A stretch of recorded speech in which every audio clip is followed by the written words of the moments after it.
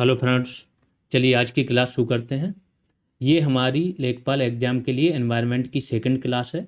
इसके पहले first class आ चुकी है। इसी चैनल पर लेखपाल यूपी लेखपाल करके एक प्लेलिस्ट बना दी गई है, उसमें फर्स्ट क्लास पढ़ी है और जो भी लेखपाल से संबंधित क्लासेज आएंगी उसी प्लेलिस्ट में डाली जाएंगी। तो जिसने भी वो क्लास नहीं देखी पहले जाके उसे देखे, इसके बाद आपको सेकंड क्लास समझ में आएगी। आज की क्लास में सबसे पहले हम बात करेंगे कौन कौन से टॉपिक पढ़ने जा रहे हैं, तो वो देख लेते हैं। सबसे पहले देखेंगे हम पारितंत्र में ऊर्जा का प्रवाह। ऊर्जा का प्रवाह अगर होगा तो किस चीज़ से होगा? खाद्य पदार्थों से, है ना। तो खाद्य पदार्थों से ही संबंधित क्या होती है? Food chain.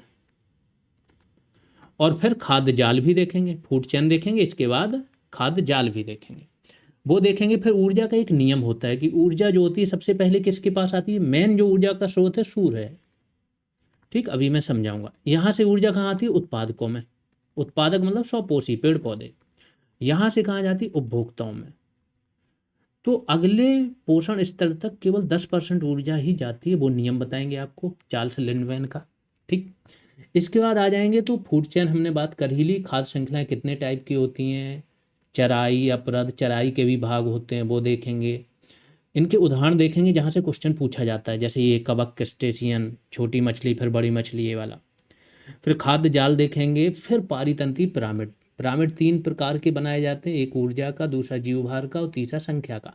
तीनों देखेंगे कौन सा कब उल्टा होता है, कौन सा पिरामिड सीधा होता है। इसका पारितंत्र सेवाएं देता है। पारितंत्र से पूरे जितना भी जीवन है या जो प्रकृति, उसको क्या क्या सेवाएं मिलती हैं। खासतौर से मनुष्य ही दिमाग लगाता है तो उसको क्या सेवाएं मिलती पारितंत्र से, वो सारी चीज़ें देखेंगे। इसके बाद आ जाएंगे जैव भू रसायन चक्र पर। ये बहुत इंपॉर्टेंट टॉपिक है आपका। इतने डिटेल में इतने अच्छे से समझाएंगे कि आपकी बहुत अच्छी समझ बन जाएगी कि 4 चक्र ये हैं: कार्बन, नाइट्रोजन, ऑक्सीजन और जल चक्र, और 2 हैं आपके अवसादी। 6 के 6 देखेंगे। जैसे कार्बन में देखेंगे कहाँ से उत्सर्जन हो रहा है, कहाँ से अवशोषण हो रहा है ना। नाइट्रोजन में देखेंगे सारे जीवाणु देखेंगे जो नाइट्रोजन का स्थिरीकरण करते हैं। विनाइट्रीकरण वाले जीवाणु देखेंगे। ऐसे ही सारे चक्र 6 देख लेंगे।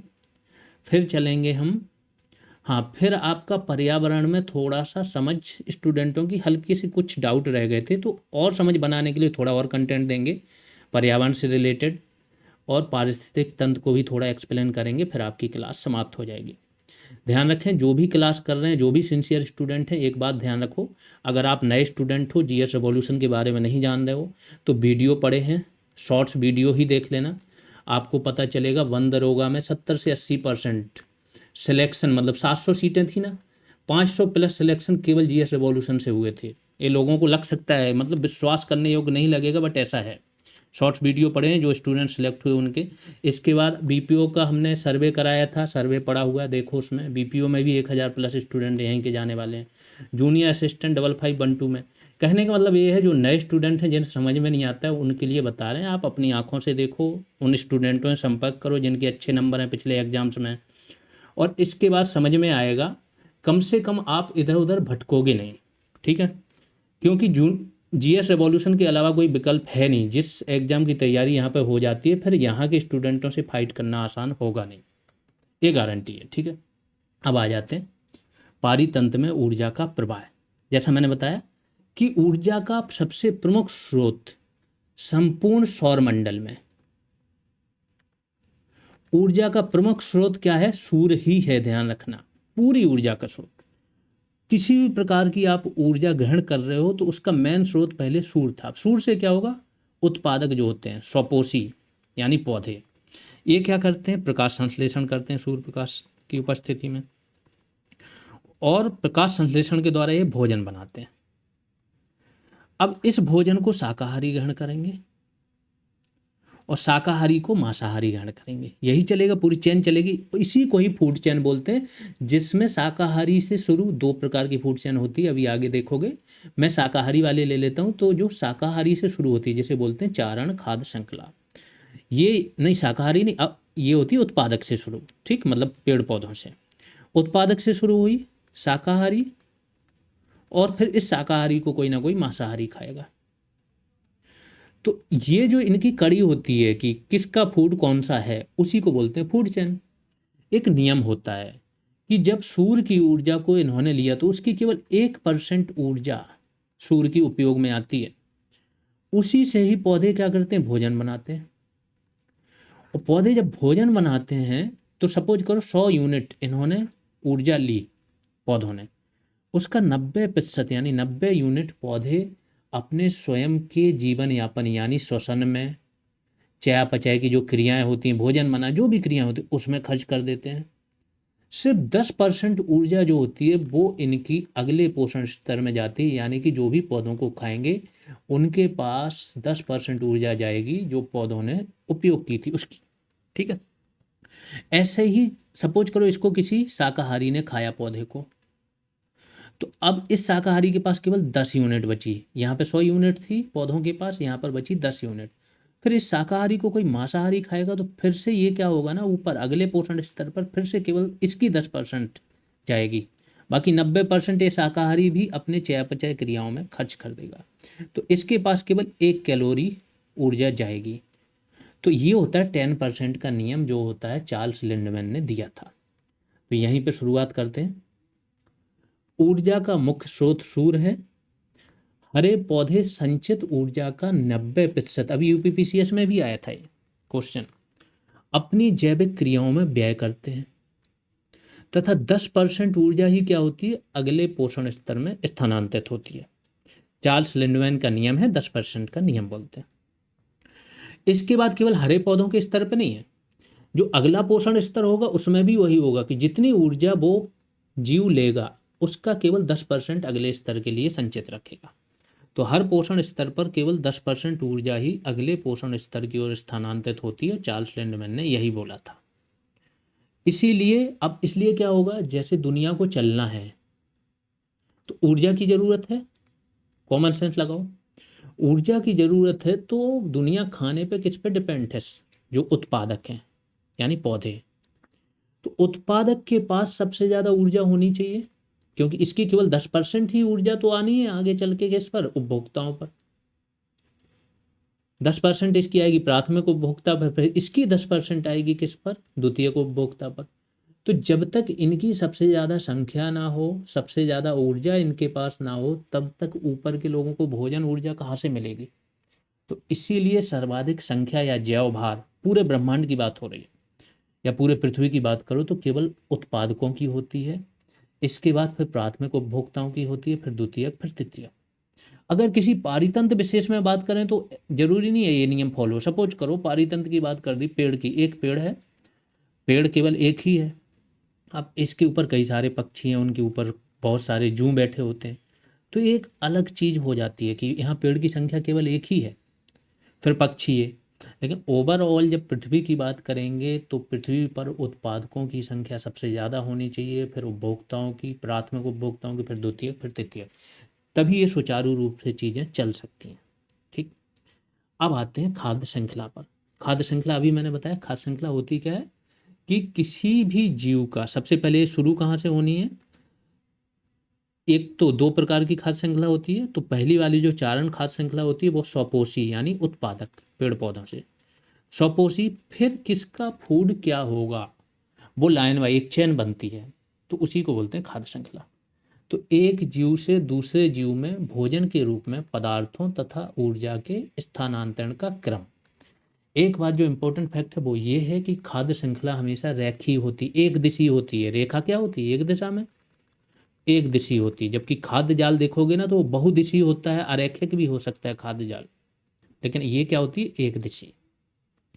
एक खाद्य श्रृंखला में कम से कम 3 कड़ियाँ होनी चाहिए। जैसे 3 कड़ियाँ क्या हैं, उदाहरण देख लेते हैं। पौधे, फिर इनको खाएंगे शाकाहारी, फिर एक मांसाहारी। अगर देखो तो घास, घास को खाएगी हिरन, हिरन को खाएगा चीता। ठीक है, ये एक खाद्य श्रृंखला बन चुकी है ना। अगर यहाँ पे कुछ और कर सकते हो, घास, तिलचट्टा, फिर कुछ और उसको पक्षी खा लिया है ना। तो यह मुख्यतः 2 प्रकार की होती है खाद्य श्रृंखलाएं। पहली होती है चारण खाद्य श्रृंखला और दूसरी होती है अपरद खाद्य श्रृंखला। और चारण को बोला जाता है चराई। ये कौन सी चारण खाद्य श्रृंखला, शाकाहारियों, शाकाहारी नहीं, जो आपके स्वपोषी होते हैं, स्वपोषियों से शुरू होती है। और अपरद खाद्य श्रृंखला परजीवियों से शुरू होती है या परजीविता से शुरू होती है। परजीवी जानते हैं आप, अमरबेल का नाम सुना होगा, पेड़ पर रहती है। तो बस इतना ही अंतर है आपका कि जो अपरद खाद्य श्रृंखला है आपकी, थोड़ा सा यहाँ पे करेक्शन करना है। अपरद खाद्य श्रृंखला आपकी परजीवी से शुरू नहीं होती, चारण के अंतर्गत ही एक परजीवी आएगी। अपरद भोजी क्या होते हैं, मैंने पहले बताया था, केंचुआ होता है, जैसे गिद्ध होता है। ये किससे शुरू होती है, जो मृत कार्बनिक पदार्थ हैं। अब मृत कार्बनिक पदार्थ क्या होते हैं कि जो भी पेड़ पौधों की, जो भी सजीवों की मृत्यु होती है तो वो मृत कार्बनिक पदार्थ कहलाते हैं, क्योंकि हर एक सजीव के अंदर कार्बनिक पदार्थ होते हैं। तो इनको फिर ये खाते हैं अपरद वगैरह। यहां से शुरू होती है आपकी अपरद खाद्य श्रृंखला। चराई खाद्य श्रृंखला के बारे में जान लेते हैं। चराई या चारण खाद्य श्रृंखला एक ही है, ध्यान रखना। तो इसमें क्या होता है, ऊर्जा का प्रवाह स्वपोषी यानी उत्पादकों से शुरू होता है। स्वपोषी के उदाहरण जैसे हरे पौधे, मतलब ये सारे स्वपोषी हैं। हरे पौधे भी अपना भोजन बनाते हैं, शैवाल भी अपना बनाते हैं, पादप पलवक ये कहाँ, समुद्र में पाए जाते हैं। और नीलहरा शैवाल ये भी समुद्र में पाया जाता है। ठीक, उदाहरण के लिए जैसे घास है, हिरण है, बाघ है, ये तो नॉर्मल हो गई खाद्य श्रृंखला। एक उदाहरण ये समुद्र में आता है, डायटम क्रस्टेशियाई हेरिंग। ये बहुत बार पूछा जा चुका है, तो जो कहते हो याद कर लेना। फिर चराई खाद्य श्रृंखला के प्रकार देख लेते हैं। पहला प्रकार है परभक्षी खाद्य श्रृंखला। परभक्षी मतलब जो दूसरे का भक्षण करता हो। अब भक्षण करने वाला जरूरी थोड़ी वो मांसाहारी ही हो। भक्षण करने वाला शाकाहारी भी, अगर कोई शाकाहारी है वो भी तो भक्षण ही करता है शाकाहार का, है ना। तो ये क्या होता है, ऊर्जा के प्रथम स्तर पर जो ऊर्जा का स्थानांतरण होता है वो परभक्षण द्वारा होता है। ठीक, अब चारण के ही ये भाग हैं, तो शुरुआत तो कहाँ से होगी, नॉर्मली शुरुआत होगी आपकी स्वपोषियों से ही, दोनों की, चाहे वो परजीवी की बात हो और चाहे आपकी परभक्षी की हो। लेकिन यहाँ पर शुरुआत होती है आपकी पहले स्वपोषी, इसके बाद परभक्षण यानी उसको खाने वाले से।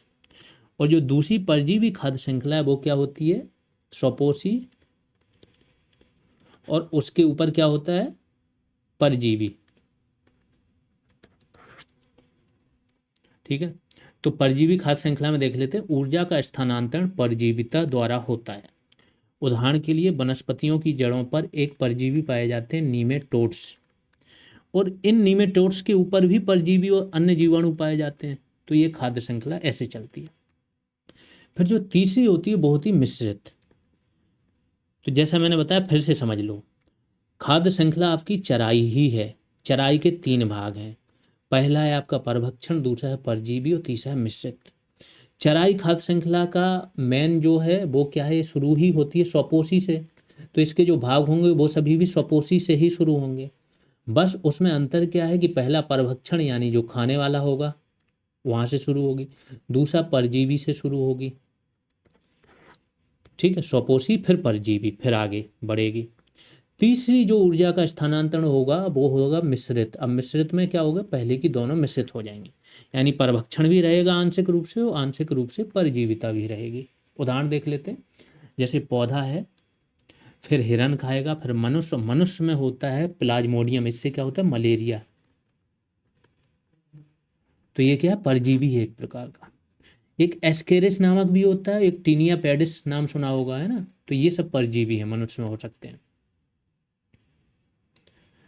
दूसरी जो खाद्य श्रृंखला है दूसरी टाइप की, वो है अपरद खाद्य श्रृंखला है। इसमें क्या होता है, जो मृत कार्बनिक पदार्थ होते हैं उनसे शुरुआत होती है, और इसके बाद इनको कौन खाते हैं, जो अपरद भोजी होते हैं, जैसे केंचुआ हो गया आपका, गिद्ध हो गया, ये सब।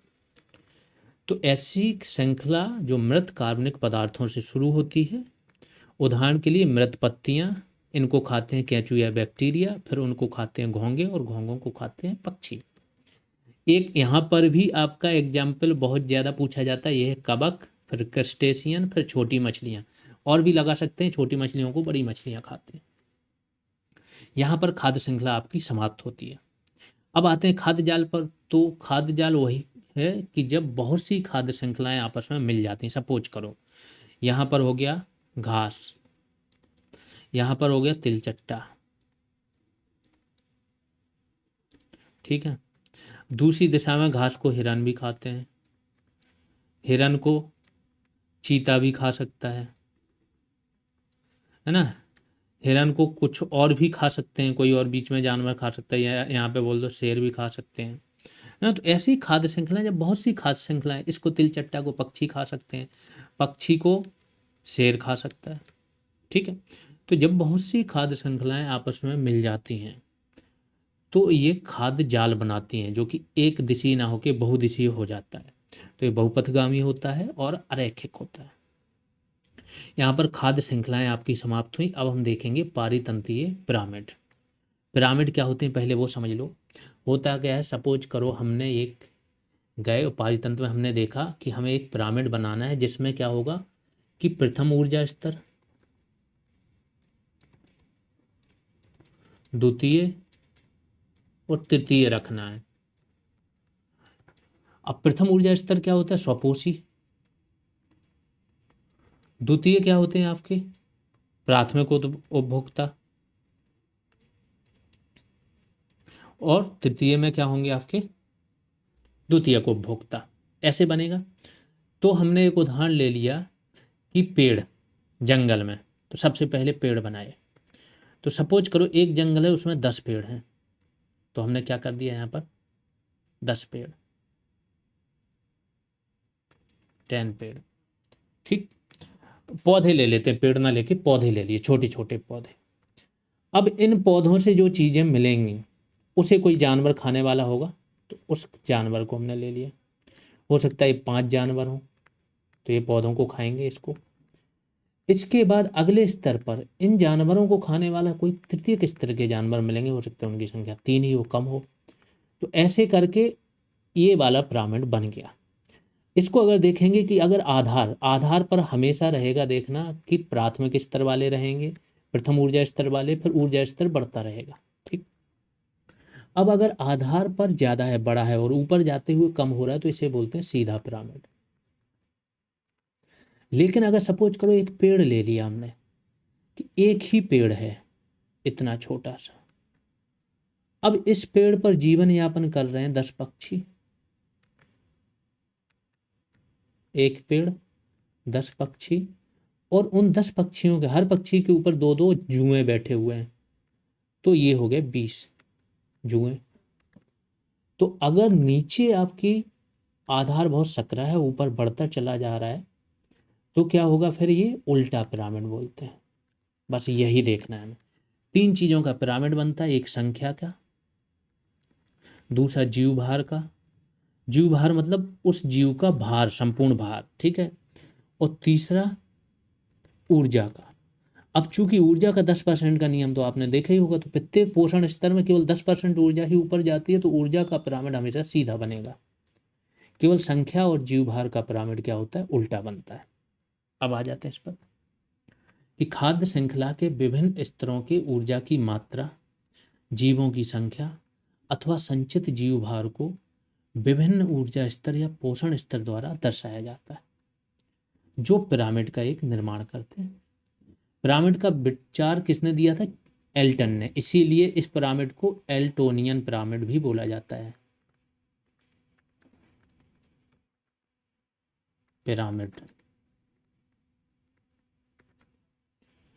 ऊर्जा का पिरामिड हमेशा सीधा रहता है, क्योंकि ऊर्जा हमेशा उच्च पोषण स्तर की ओर जाने पर घटती है। अब ये ध्यान रखना, कभी भी कोई भी पिरामिड बनाया जाए, नीचे वाला जो पोषण स्तर होगा वो प्रथम स्तर का पोषण स्तर होगा, यानी जहां से खाद्य चयन की शुरुआत होती है, और ऊपर जा पर कर पोषण स्तर हमेशा बढ़ेगा। संख्या अथवा जीव भार का पिरामिड सीधा या उल्टा दोनों हो सकता है, और ऊर्जा का हमेशा सीधा होता है। उदाहरण के लिए जैसे घास है, तो घास बहुत ज़्यादा होती है, फिर हिरन उससे कम होते हैं, और शेर फिर उससे कम होते हैं, तो ये सीधा बनता है।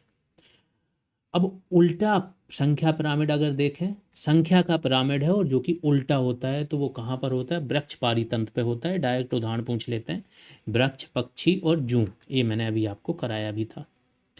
फिर अगर जीव भार का उल्टा पिरामिड देखें, तो ये हमको जो भी पानी वाला पारितंत्र होता है ना, पानी पारितंत्र या जल पारितंत्र जिसे बोलते हैं, उसमें हमें जीव भार का, संख्या की बात नहीं हो रही, जीव भार का पिरामिड क्या होता है, उल्टा मिल जाता है। जैसे पादप पलवक होते हैं, इनके वजन बहुत कम होते हैं। तो ओवरऑल सबका वजन भी देख लोगे ना कम होगा, क्योंकि ये बहुत बड़ी संख्या में इनको खाया जाता है। तो जैसे ही इनकी उत्पत्ति होती है वैसे ही इनको खाया भी जाता है, और इनकी उत्पत्ति की दर भी तीव्र होती है। लेकिन जब इनका ओवरऑल जीव भार देखते हैं तो प्राणी पलवक से कम होता है, और फिर प्राणी पलवक का भी जो जीव भार होता है वो मछलियों से कम होता है। तो किसी भी जल पारितंत्र में जो आपका जीव भार का पिरामिड होता है वो उल्टा होता है। यहाँ पर पिरामिड आपके तीनों समाप्त हुए। अब आते हैं हम पारितंत्र की सेवाएं। पारितंत्र से मनुष्य को या मानवता को क्या क्या सेवाएं मिलती हैं? तो सबसे पहली सेवा होती है प्रोविजनिंग, जिसे बोला जाता है प्रावधानीकरण। यानी पारितंत्र से हमें क्या क्या आपूर्ति मिलती है? भोजन, जल, कच्चा माल, औषधि, लकड़ियाँ, ईंधन, बहुत सारी चीज़ें मिलती हैं ना, रसायन। तो ये सब चीज़ें हमें कहाँ से मिल जाती हैं? पारितंत्र से, जिसे बोलते हैं प्रावधानीकरण। आपको बस इतना ध्यान रखना है कि अगर वहाँ पे क्वेश्चन आ गया कि प्रावधानीकरण में कौन कौन सी पारितंत्रीय सेवाएं आएंगी, तो आपको पता होना चाहिए आपूर्ति वाली आएंगी। दूसरी होती है नियामक सेवाएं, रेगुलेटिंग सर्विसेज। रेगुलेटिंग क्या होता है? जिसको रेगुलेट करता है पारितंत्र। तो किस चीज़ को रेगुलेट करता है? जलवायु नियमन, जलवायु में संतुलन बनाए रखता है। बाढ़ तथा कटाव का नियंत्रण भी करता है। परागण, जो पराग कण होते हैं वो एक पुष्प से दूसरे पुष्प पर जाते हैं, पारितंत्र की वजह से ही जाते हैं। जल शोधन, और भी बहुत सारे काम करता है ना, जल शोधन, वायु शोधन, है ना, ध्वनि प्रदूषण पर नियंत्रण रखता है, वर्षा का नियमन करता है। ठीक है। अब आ जाते हैं सहायक सेवाएं। सहायक सेवाएं में क्या होता है? मृदा का निर्माण करता है पारितंत्र। जैव भू रसायन चक्र, जो अभी आप पढ़ोगे, जैव भू रसायन चक्र में बहुत सारे, कार्बन का रसायन चक्र है, हाइड्रोजन का है, फास्फोरस, सल्फर है, इसका विनियमन। सांस्कृतिक सेवाएं पारितंत्र की क्या क्या है? कल्चरल सर्विसेज, तो पवित्र उपवन हो गए, पवित्र नदियां हो गई, पर्यटन हो गया, प्राकृतिक प्रकृति से संबंधित शिक्षण वगैरह हो गए, सौंदर्य बोध हो गया, ये सब सांस्कृतिक सेवाएं। तो एक पारितंत्रीय वैज्ञानिक हैं रॉबर्ट कोस्टांजा, इन्होंने इसका मूल्य लगाया। तो इन्होंने बोला कि पारितंत्र सेवाओं का जो मूल्य है वो $33 ट्रिलियन है। ठीक है, $33 ट्रिलियन। आगे चलते हैं। अब आ जाते हैं हम जैव भू रसायन चक्र पर। जैव भू रसायन चक्र क्या है पहले समझ लो, एक बार फिर से समझाता हूँ कि पृथ्वी पर, वायुमंडल पर या जलमंडल पर या तो खनिज होंगे या फिर गैसें होंगी, और या फिर होगा क्या? अन्य रसायन होंगे। इनकी जरूरत पेड़ पौधों को भी पड़ती है और जीवों को, अन्य जीवों को यानी मनुष्य, जीव जंतु, इनको भी पड़ती है। तो अब चूंकि ये जितने भी खनिज होते हैं, ये जरूरी नहीं है कि ये पृथ्वी पर जिस फॉर्म में उपस्थित हों उसी फॉर्म में इनको ग्रहण कर लिया जाए। ठीक है, उस फॉर्म में ग्रहण नहीं किया जा सकता।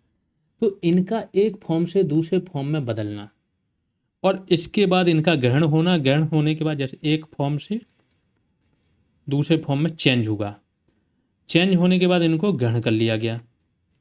ग्रहण करने के बाद ये क्या? सबसे पहले पौधों में जाएंगे, पौधों के बाद ये कहाँ जाएंगे? जीवों में जाएंगे, जीवों के अलग अलग स्तरों पर जाएंगे, प्राथमिक, द्वितीयक, तृतीयक। इसके बाद जीव की होगी मृत्यु, या फिर पौधों में जाके पौधों की ही मृत्यु हो गई। तो फिर इनका होगा अपघटन, और अपघटन होके फिर से ये उसी फॉर्म में, जिस फॉर्म से इनका बदलाव हुआ था, आ जाते हैं। इस पूरे चक्र को बोलते हैं जैव भू रसायन चक्र। यही हमें पढ़ना है। हम किसका देखेंगे? कार्बन का भी देखेंगे, हाइड्रोजन का यानी जल चक्र देखेंगे, H2O का देखेंगे। इसके बाद अगला कार्बन और CO2 और O2 तो सेम एक दूसरे से मिक्सअप ही होते हैं, तो O2 का हल्का सा बस केवल जानकारी दे देंगे। फिर देखेंगे नाइट्रोजन का चक्र। नाइट्रोजन पौधों के लिए बहुत इंपॉर्टेंट, मनुष्यों के लिए बहुत इंपॉर्टेंट है। नाइट्रोजन से प्रोटीन बनता है, नाइट्रोजन से जितने भी आपके अंदर के DNA RNA हैं नाइट्रोजन से ही बनते हैं। ठीक है, मतलब नाइट्रोजन एक मेन अवयव रहता है उसका। ठीक, इसके बाद अगर चले जाओ तो फास्फोरस और सल्फर देखेंगे। फास्फोरस और सल्फर अवसादी चक्र होते हैं क्योंकि ये चट्टानों में ज़्यादा मिलते हैं, बाकी ये गैसीय चक्र है। तो गैसीय चक्र में कार्बन, नाइट्रोजन, ऑक्सीजन, जल चक्र पढ़ना है। अवसादी चक्र में सल्फर और फास्फोरस पढ़ना है। अब भूपर्वतीय का भाग है भूपर्वतीय जो है उसका, उस पर जो अवसाद के रूप में पाए जाते हैं फास्फोरस और सल्फर, इसी के बारे में लिखा है, ये मैंने आपको बता ही दिया। कार्बन चक्र सबसे पहला देखते हैं, उत्सर्जन। कार्बन मतलब CO2 की बात हो रही, सिंपल बात है कि जिस चीज़ में पहले से कार्बन पाया जाए और जब उसको हम क्या करते हैं, वायुमंडल के संपर्क में लाते हैं, उपयोग करते हैं और या दहन करते हैं, तो इससे क्या होता है, C+O2 के साथ मिलके ये CO2 बनाती है जो कि हानिकारक होती है। ठीक, तो यही देखने जा रहे हैं। तो इसका उत्सर्जन कैसे होता है, किस किस चीज़ से, तो जीवाश्म ईंधन का जब दहन होता है, ज्वालामुखी का उद्गार होता है, इससे भी CO2 और SO2 दोनों निकलती है ज्वालामुखी उद्गार से। ठीक है, तो सल्फर चक्र में भी ज्वालामुखी उद्गार आएगा। इसके बाद श्वसन, जो मनुष्य सांस लेता है तो उसमें क्या करता है, ऑक्सीजन लेता है और CO2 छोड़ता है, और कार्बनिक पदार्थों का विघटन होता है, वहाँ से भी CO2 निकलती है। जब सड़ जाते हैं पदार्थ ना, तो मीथेन भी निकलती है, CO2 भी निकलती है। ठीक, यहाँ तक कि CO2 आपका इससे जो जुताई होती है उससे भी निकलती है। जो बर्फ़ होती है, ड्राई आइस, उसको बोले ही जाता है शुष्क CO2। ठीक है, तो बर्फ़ के पिघलने के कारण भी CO2 निकलती है। ये तो हो गया इसका उत्सर्जन। जो भी कार्बन का उत्सर्जन होता है उसे बोलते हैं कार्बन पद चिन्ह या पद छाप। कार्बन पद चिन्ह, जिस चीज़ से जितना उत्सर्जन होता है उतना ही उसका कार्बन पद चिन्ह या पद छाप। ये टर्म भी याद रखना, बहुत बार पूछा जाता है। दूसरा होता है कार्बन का अवशोषण। अब ये जो जितना कार्बन है इसको अगर हम पेड़ों में, पेड़ उगा दिए, अब पेड़ क्या है, संचित कर लेते हैं कार्बन को, या फिर हमने बर्फ के रूप में जम गए, वो ग्लेशियर के रूप में जम गए, तो इसमें कार्बन संचित रहता है। ध्यान रखना, CO2 जितनी आपकी वायुमंडल में है उससे कई गुनी ज़्यादा आपकी समुद्र में संचित रहती है, समुद्री पानी में घुली रहती है। ठीक, तो अवशोषण को बोलते हैं एक तो कार्बन सिंक, प्रकाश संश्लेषण के द्वारा क्या होता है, CO2 ली जाती है और O2 में बदल ली जाती है, तो सिंक हो गया। हिमनद का निर्माण होता है तो भी कार्बन का अवशोषण हो जाता है। पीट का निर्माण, पीट वहाँ पे बनता है जहाँ पर दलदली भूमि हो, तो वहाँ पर पीट बनता है, तो उसमें भी क्या होता है, कार्बन सिंक रहता है, मतलब एब्जॉर्ब रहता है, नुकसान नहीं पहुँचाता है। महासागरीय जल में घुलित जो कार्बन होता है, ठीक, उसका 30% से ज़्यादा तो कार्बन जो महासागर में घुलित होता है ना, उसका 30% से ज़्यादा तो कार्बोनेट और बाइकार्बोनेट के रूप में रहता है, और लगभग 2/3 मतलब 50% से ज़्यादा, 2/3 ना मानो तो 50% से ज़्यादा कार्बन जल में घुलित रहता है। आगे चलते हैं, अगला चक्र है नाइट्रोजन। नाइट्रोजन देखो वायुमंडल में तो सबको पता है 78% पाई जाती है, फिर इसकी ज़रूरत ही है क्या है चक्र की, ये तो बहुत पर्याप्त मात्रा में है। लेकिन नहीं, जो N2 के फॉर्म में पाई जाती है उसे ना तो पौधे ग्रहण कर सकते हैं और ना ही जीव, मुक्त फॉर्म में होती है, इसे नहीं ग्रहण की, इसको बदलना पड़ता है या तो अमोनिया के फॉर्म में, NH3 के फॉर्म में, या NO3 नाइट्रेट के फॉर्म में, तभी इसको ग्रहण किया जा सकता है। ये बदलने का काम क्या करते हैं, कुछ सूक्ष्म जीवाणु होते हैं, वो इनको बदलते हैं, या फिर औद्योगिक प्रक्रिया द्वारा जो बनाई जाती है अमोनिया वगैरह है ना, NPK, तो वो अमोनिया होती है उसमें जो खाद बनाई जाती है, तभी इसको पौधे भी ग्रहण कर सकते हैं और ये सूक्ष्म जीव। तो जब भी नाइट्रोजन को N2 को उपयोग में आने वाली नाइट्रेट या अमोनिया के फॉर्म में जो बनाया जाता है उसे बोलते हैं नाइट्रोजन स्थिरीकरण। इसके लिए बहुत सारे जीवाणु हैं, जैसे राइजोबियम हो गया, एनाबीना हो गया, नोटस्टॉक हो गया, इसका क्लॉस्ट्रीडियम हो गया, नीलहरित शैवाल हो गया, अभी आगे आके आप देखने जा रहे हो। तो नाइट्रोजन स्थिरीकरण वह प्रक्रिया जिसमें वायुमंडल की निष्क्रिय नाइट्रोजन गैस को पौधों तथा जीवों द्वारा उपयोग किए जा सकने वाले NH3 या नाइट्रेट में बदला जाता है। अब नाइट्रेट में किस किस प्रोसेस से बदला जाता है, तो जो बिजली कड़कती है ना, तड़क झंझा जिसे बोलते हैं, उससे भी क्या होता है, N2 टूट जाती है और O2 के साथ मिलकर NO2 बनाते हैं, तो वहाँ से भी नाइट्रोजन स्थिरीकरण होता है। दूसरा है नाइट्रोजन स्थिरीकरण करने वाले जीवाणु जो होते हैं, जैसे राइजोबियम, दालों वाले पौधे जो होते हैं उनकी जड़ों में पाया जाता है, नीलहरित शैवाल, एजोटोबैक्टर और क्लॉस्ट्रीडियम। नीलहरित शैवाल के ही उदाहरण हैं एनावीना और नोटस्टॉक। ये सब क्या करते हैं, नाइट्रोजन का स्थिरीकरण करते हैं, यानी नाइट्रोजन को बदलते हैं उपयोग में आने वाले नाइट्रेट के रूप में। फिर एक कवक है माइकोराइजा, ये भी नाइट्रोजन का स्थिरीकरण करता है। यहाँ से क्वेश्चन बहुत बार बहुत सारी परीक्षाओं पूछे गए हैं, ये सारे आपको याद होने चाहिए। सीधा पूछ लेते हैं, इनमें से नाइट्रोजन स्थिरीकरण करने वाले जीवाणु कौन से हैं, काम क्या करते हैं, स्थिरीकरण करते हैं, जिससे पौधे नाइट्रोजन को फिर ले लेते हैं उस फॉर्म में, और फिर पौधों से वो प्रोटीन बनता है। नाइट्रीकरण किसे बोलते हैं? नाइट्रीकरण में क्या होता है, अमोनिया से NO2 बनता है और NO2 से फाइनली नाइट्रेट बनता है, इसे बोलते हैं नाइट्रीकरण। जो पौधे होते हैं वो प्रोटीन निर्माण में नाइट्रोजन का उपयोग करते हैं, जिसे जीवों द्वारा ग्रहण किया जाता है। अमोनीकरण क्या बोलते हैं, तो जीवों के मरने के पश्चात अपघटन द्वारा प्रोटीन से अमोनिया का बनना, इसे बोलते हैं अमोनीकरण। फिर विनाइट्रीकरण देख लेते हैं, जिसे अंग्रेजी में बोला जाता है डीनाइट्रिफिकेशन, ये उल्टा हो गया। अभी हम क्या कर रहे हैं, N2 को किस में बना रहे हैं, या तो NH3 में और या फिर NO3 में। अब क्या है, जब ये पूरा साइकिल कंप्लीट हो गया, इसमें बदला, इसको किसने लिया, पौधों ने, और पौधों को किसने खाया, शाकाहारी फिर मांसाहारी, ऐसे करके। तो ये जो शाकाहारी सिस्टम है या जितने भी मांसाहारी हैं, सब मिला लो, सब में कहीं ना कहीं नाइट्रोजन संचित है। अब इनमें से किसी की भी मृत्यु होगी तो इसका क्या हो गया, अपघटन। जो अपघटन होके पुनः ये N2 के फॉर्म में आके और वायुमंडल में मुक्त हो जाती है, तो इस प्रोसेस को बोला जाता है विनाइट्रीकरण। ठीक है, उल्टा प्रोसेस हो गया। तो मृदा में उपस्थित नाइट्रेट से मुक्त नाइट्रोजन बनकर वायुमंडल में पुनः जाना। विनाइट्रीकरण करने वाले जीवाणु पूछे जाते हैं, तो मेन जीवाणु है स्यूडोमोनस, आगे भी स्यूडोमोनस का आएगा फास्फोरस वगैरह चक्र में। ठीक है, दूसरा है थायोबैसिलस और तीसरा है माइक्रोकोकस। ये तीन क्या है, विनाइट्रीकरण करने वाले जीवाणु हैं, जो नाइट्रेट या अमोनिया को किस में बदल देते हैं, मुक्त नाइट्रोजन में। नाइट्रोजन से समस्याएं क्या होती हैं, अब ये ध्यान रखो, बहुत इंपॉर्टेंट है ये। फिर से एक शब्द आता है सुपोषण। सुपोषण को लोग समझते हैं बहुत अच्छा, ये तो बहुत पोषण होगा, तो ये पूछा जाता है सुपोषण तालाब वगैरह के लिए क्या है, अच्छा है, उपयोगी नहीं। ये पूरे तालाब या जल को नष्ट कर देता है। इसमें क्या होता है कि जो नाइट्रोजन होता है, नाइट्रोजन वाले जितने भी अवयव हैं, खास तौर से सपोज करो जो आपका खेत है, खेत में यूरिया वगैरह अच्छे से यूज होता है, यूरिया में नाइट्रोजन होती है मेनली। ये नाइट्रोजन वाला पानी बह के जाता है तालाब में।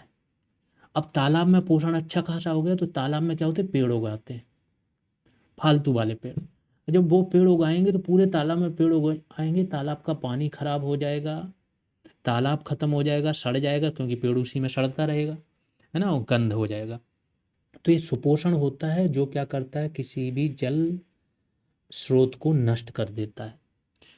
ऐसे ही शैवाल भी तालाब में इसी वजह से प्रस्फुटन हो जाता है एकदम से, मतलब शैवाल बहुत बड़ी मात्रा में उगाते हैं, जिसे बोलते हैं शैवाल प्रस्फुटन, ये भी नुकसान होता है। तो शैवाल प्रस्फुटन, सुपोषण, अम्लीकरण हो जाता है।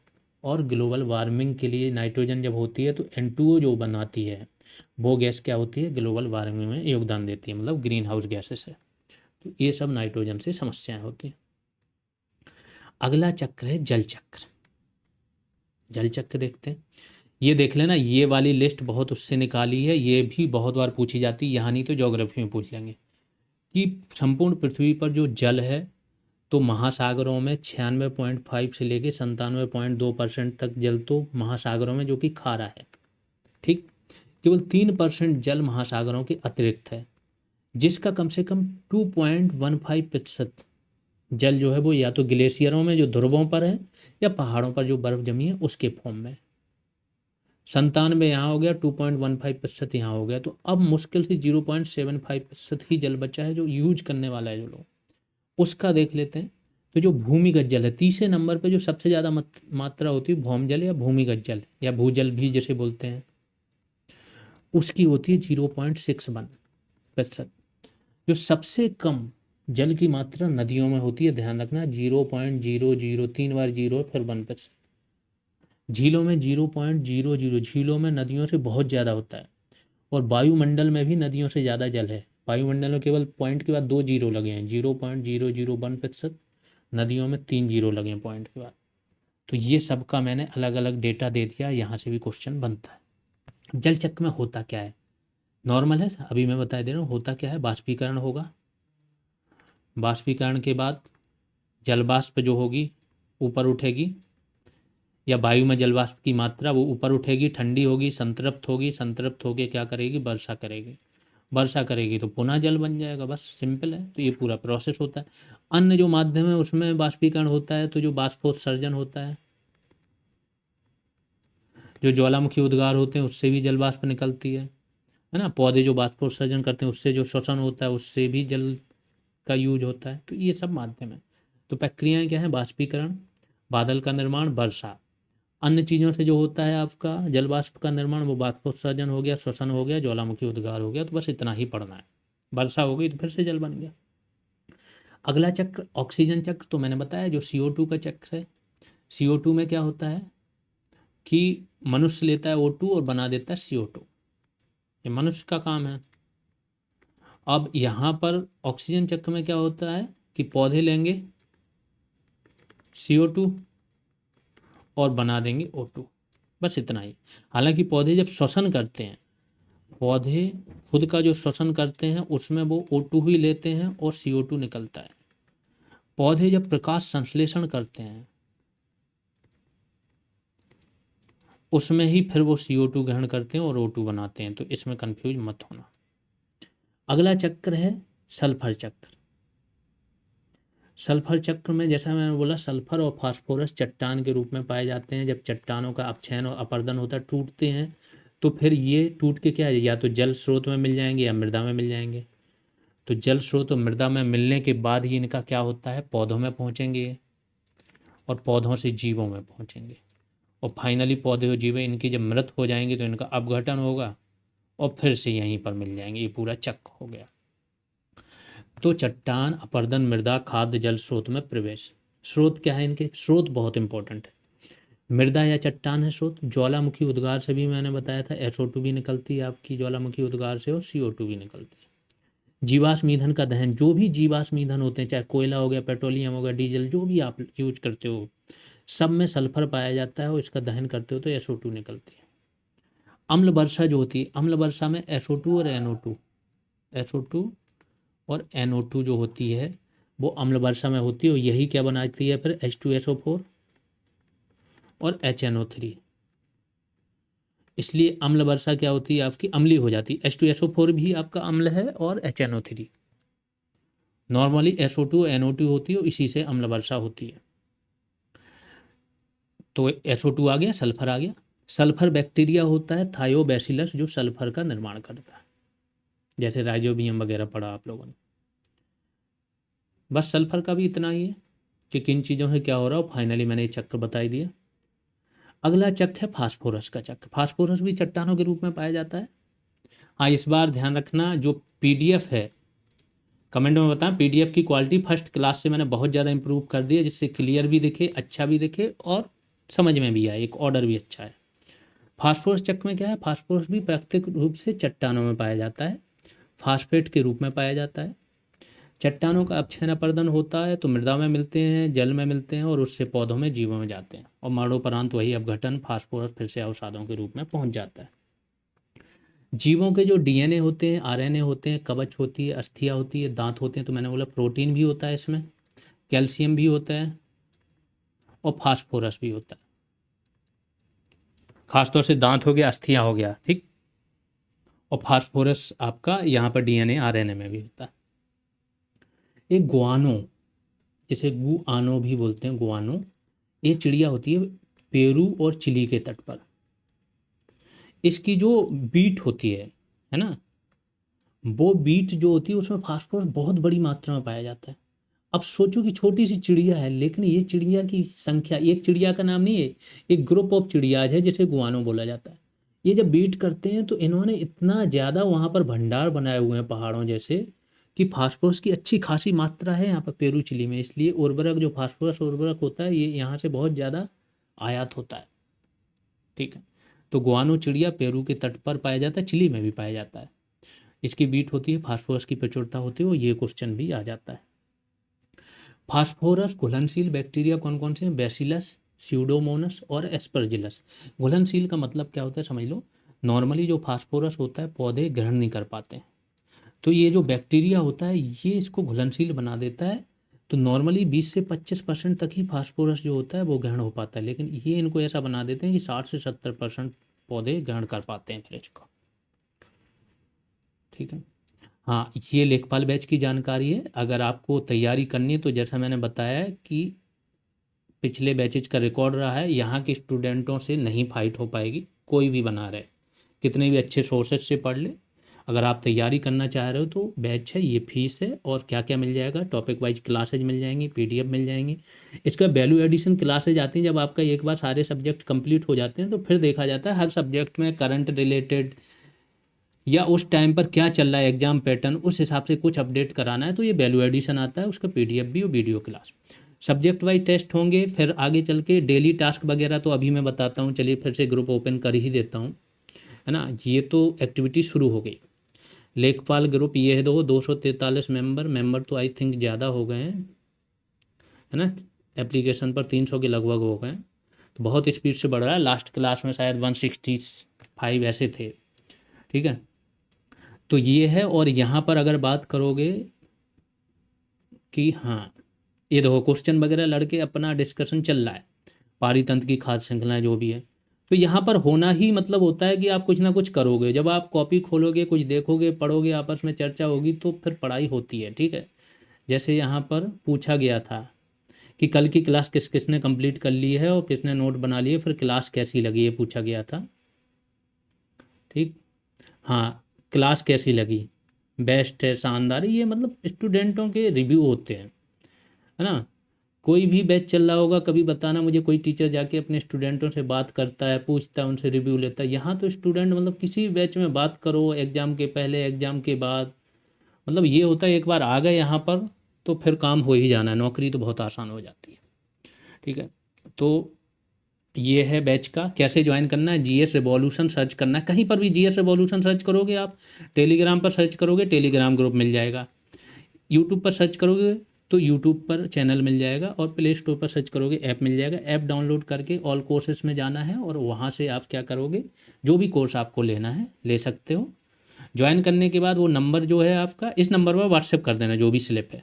कोई प्रॉब्लम आ रही तो भी इस नंबर पर व्हाट्सएप कर देना, दूर कर दी जाएगी। बाकी और बैच भी चल रहे हैं, जूनियर असिस्टेंट का भी चल रहा है और यूपीएसआई का भी चल रहा है।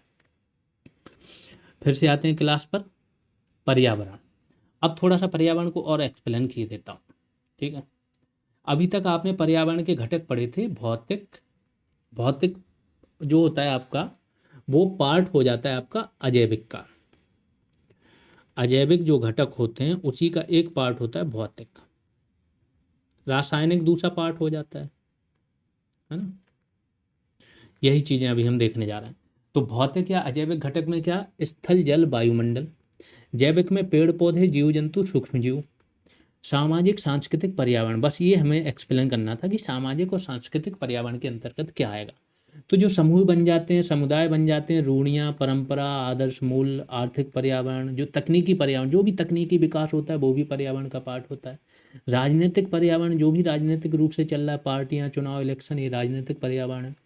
आध्यात्मिक पर्यावरण भी है। सांस्कृतिक पर्यावरण में धर्म, प्रथाएं, संस्कार, कला, साहित्य, ये सब आते हैं। तो अब जब एग्जाम्पल होगा ना तो आप लोग कंफ्यूज नहीं होगे अगर उन्होंने बोल दिया कि इनमें से पर्यावरण का पार्ट नहीं है या सामाजिक पर्यावरण का पार्ट नहीं है, तो ये सारे सामाजिक पर्यावरण के पार्ट हैं।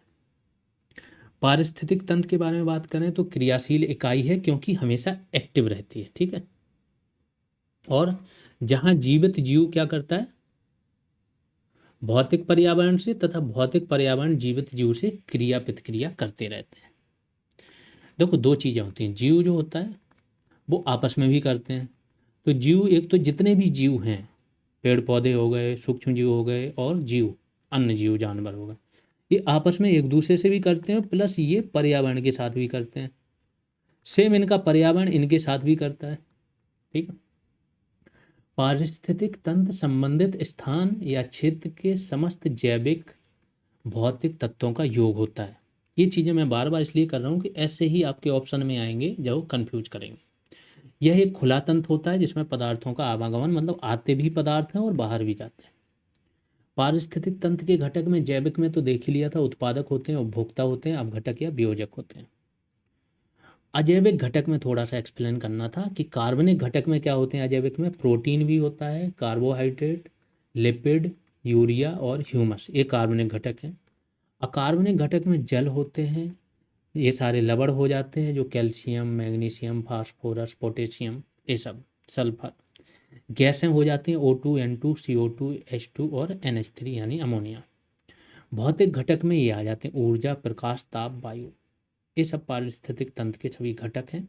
यहाँ पर आज की क्लास समाप्त होती है। आप लोगों को अगर क्लासेज हेल्पफुल लग रही हैं, अच्छी लग रही हैं, तो जो भी पर्सन आपकी नज़र में लेखपाल की तैयारी कर रहा है उसके साथ ज़रूर शेयर करें, ज़्यादा से ज़्यादा शेयर करें। अभी के लिए इतना ही, धन्यवाद।